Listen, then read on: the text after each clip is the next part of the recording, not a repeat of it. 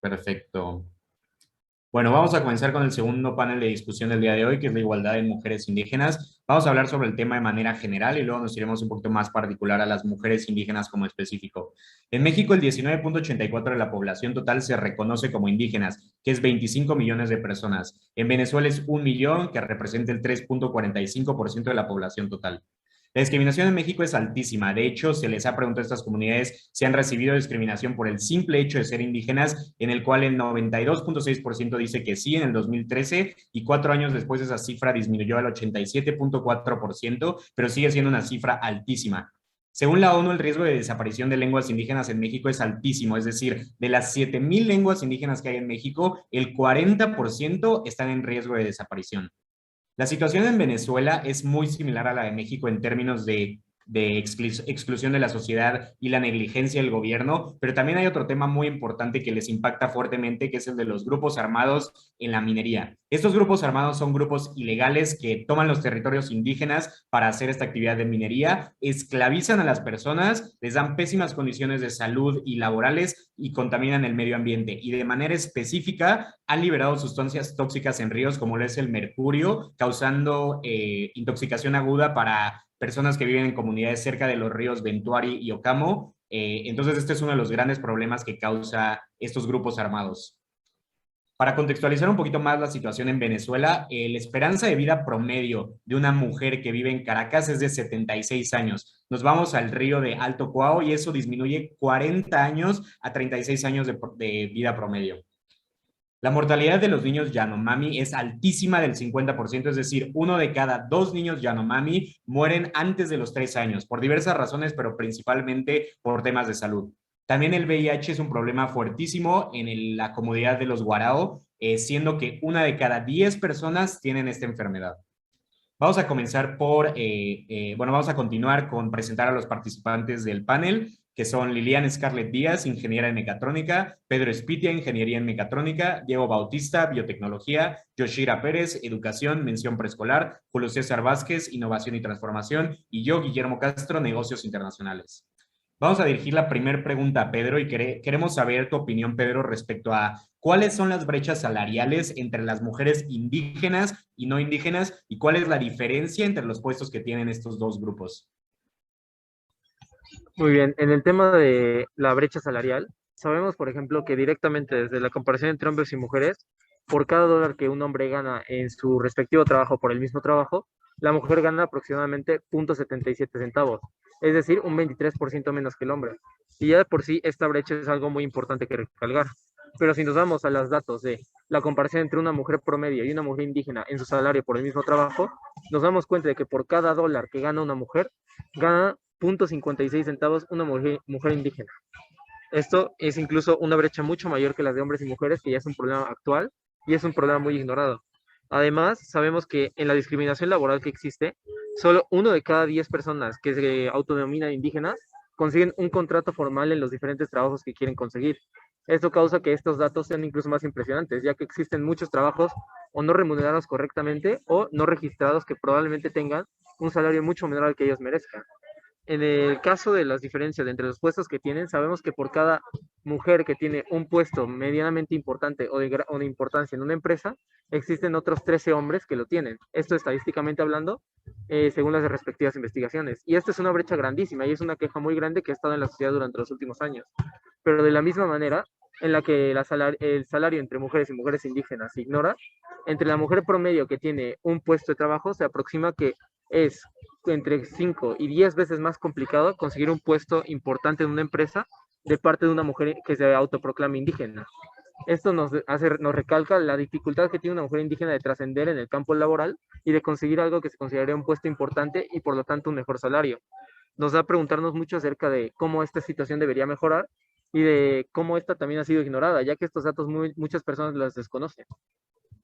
Sí, totalmente de acuerdo contigo, Pedro. Es muy difícil para las mujeres indígenas. Sí, de por sí para las mujeres hay una desigualdad muy fuerte, para las mujeres indígenas incluso mayor. Y de hecho recuerdo que se mencionó en el panel de discusión sobre el que llevó Ruperto, mencionaban que una de las principales razones para que esto suceda es porque las actividades, los roles que les asigna la sociedad a las mujeres indígenas, en su mayoría no son remunerados, cuando los hombres, la mayoría de los roles que la sociedad les asigna son aquellos que son remunerados. Entonces, el tiempo que el hombre le dedica a su vida en general genera más dinero por las actividades que hace a comparación la de una mujer y aún menor comparándolo con una mujer indígena.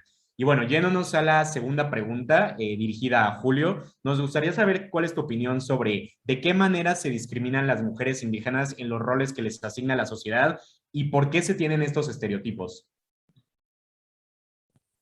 Hola, ¿qué tal? Mucho gusto. Primero que nada, hay que tener en cuenta que la discriminación no es un tema nuevo del que hablar. Este ha existido desde tiempo atrás, surgiendo por motivos de sexo, género o algunos otros factores como son la raza, el origen étnico, la religión o creencias, el estatus social o económico e incluso la identidad de género, por mencionar algunos.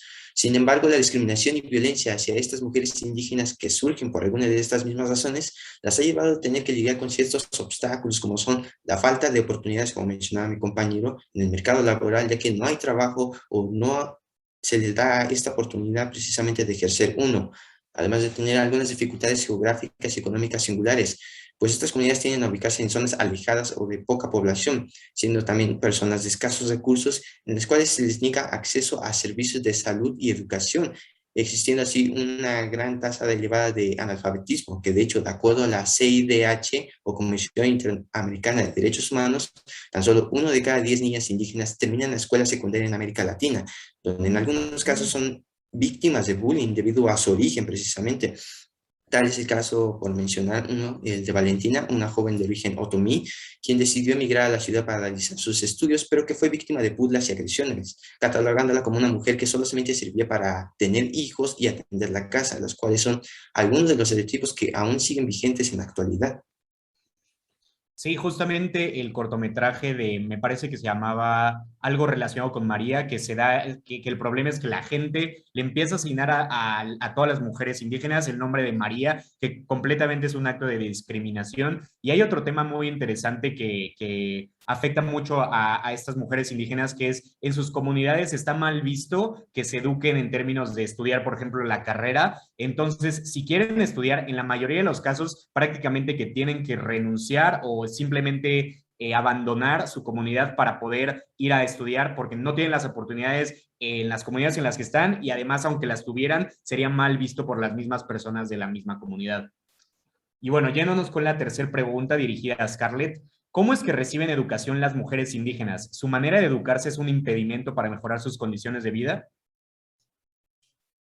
Pues obviamente la realidad de las personas indígenas en general es que por supuesto la educación a la que tienen acceso es un impedimento para mejorar sus condiciones de vida, pero cabe destacar que las mujeres indígenas son las más desfavorecidas tan solo en el acceso a la educación y su posibilidad de escolarización o de ser inscritas a un programa de formación siguen siendo muy reducidas.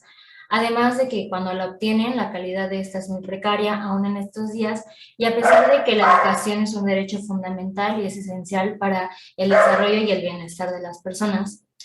Los datos del INEGI no arrojan una diferencia entre los sexos con respecto al porcentaje de la población indígena de 6 a 14 años que asisten a la escuela, siendo un 91.9% en mujeres y 92.2 en hombres. En donde sí se marcan estas diferencias es en la tasa de analfabetismo, ya que en mujeres de 30 a 40 años la tasa es de 16.9 y en hombres es de 9.8 y aumenta conforme avance la edad. En mujeres de 45 a 50 años la tasa es de 34.4 y en hombres de 17.4, avanzando hasta 70.6 en mujeres de 70 años y más y en hombres de la misma edad hasta 47.6, generando una enorme brecha de desigualdad.